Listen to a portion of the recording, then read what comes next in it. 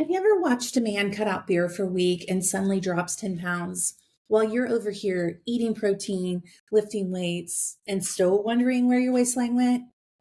Yeah, same. The truth is, when it comes to exercise and nutrition, men and menopausal women are not playing the same game. Hey there, I'm Cam. Welcome back to the Menopause Method. We are going to talk about the difference between men and women and what does that have to do with our fitness and nutrition now that we're on this side of menopause. Today, we're diving into the science behind why and what you can do to make your workouts and your diets actually work for you.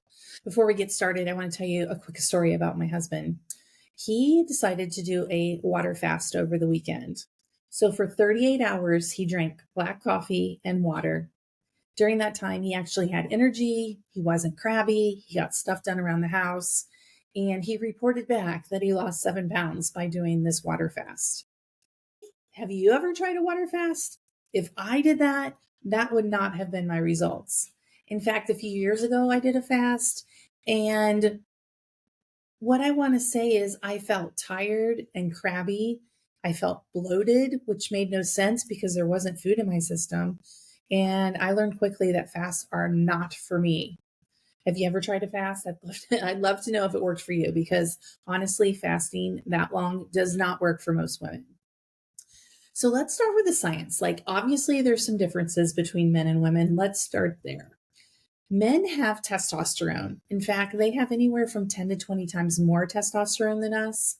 The thing about testosterone, it actually helps you build muscle. And if you build muscle, you can burn fat more efficiently. So muscle is the key, and they have this hormone, testosterone, that actually helps them keep their muscles. We, on the other hand, don't have that much testosterone. And in menopause, our estrogen declines. And when that happens in menopause, it makes muscle maintenance more difficult. Not impossible, more difficult. We have to play a different game. Here's another difference. Let's talk about muscle. Our metabolism tends to slow down because we as women lose anywhere from 3 to 8% of our muscle mass per decade, beginning at the age of 30. Honestly, that makes me a little sad because I didn't start lifting weights until I was 41. So strength training and muscle is one of the keys that makes our metabolism slow down. Men do not see this dramatic shift in their muscle loss. Now let's talk about fat storage. Men tend to store fat in their belly, the typical beer belly. We call that visceral fat. Well, before menopause, women tend to store their weight in their hips and their thighs. But after menopause, women tend to store their weight in their belly, and that is because of the declining estrogen.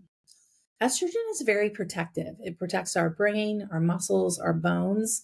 And when we reach to the other side of postmenopause, meaning we've been 12 months without our period, our estrogen reaches its lowest level and we lose that protection.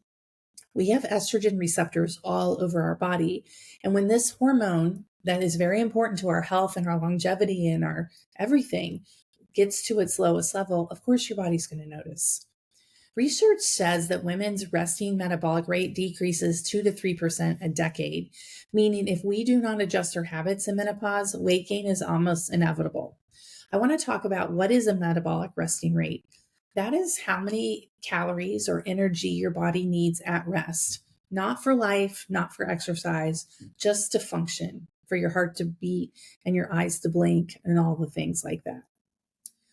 Let's move on to exercise because what works for men doesn't work for us. In fact, cardio is not the answer.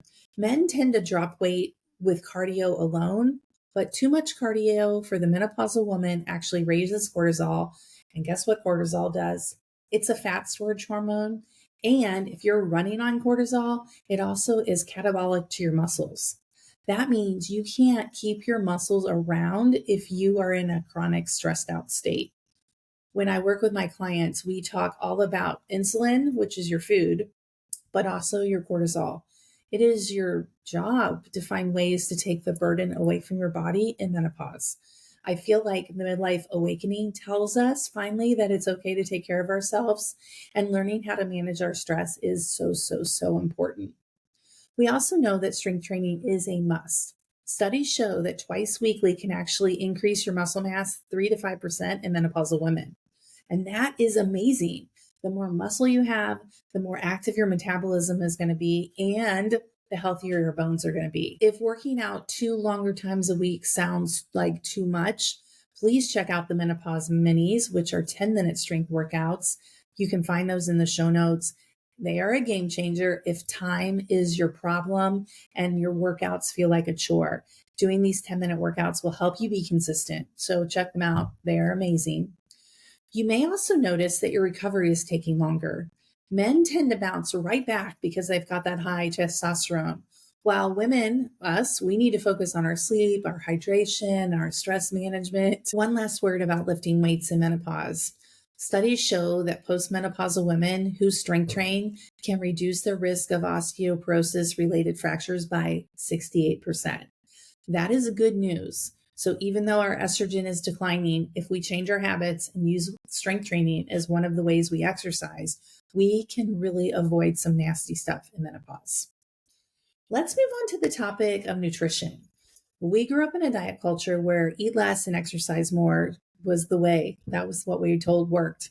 But it completely fails us when it comes to menopause. Strict calorie restriction in menopause backfires. Men cut the calories and drop the weight like my husband did this weekend. But for menopausal women, it is too low and it increases stress too much. And that actually slows the metabolism further. We know that our protein needs are higher than we think. Now, men are really good at eating protein, but women, we weren't like raised to eat protein like that.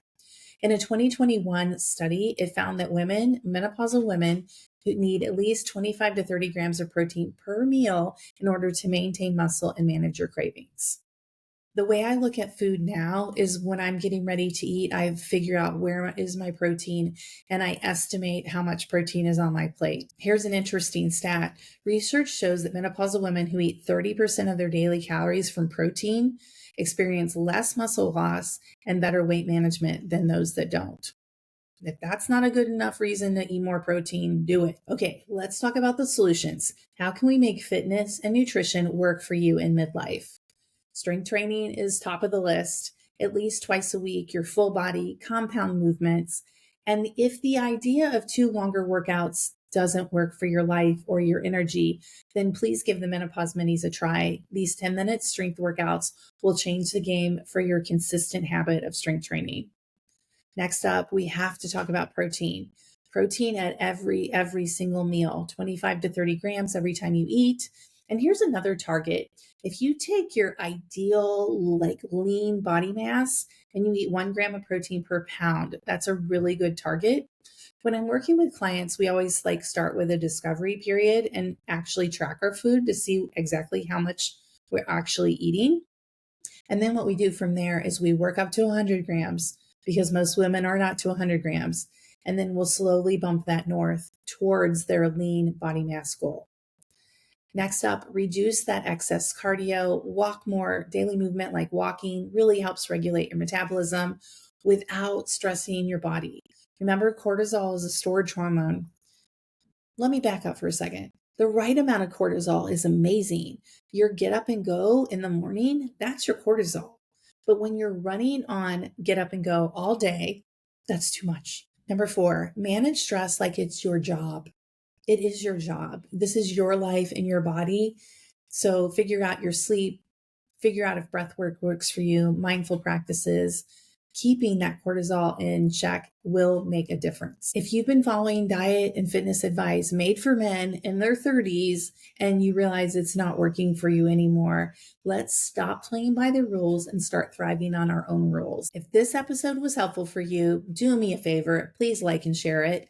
That is the best way to help other women in menopause understand what's happening with their body so they can end their frustration and feel amazing. If you found today's episode helpful, because we're not like them, please hit the follow button. No woman in menopause deserves to feel alone and frustrated. You deserve understanding of what's happening to your body. Thanks for joining me, and I'll see you next week.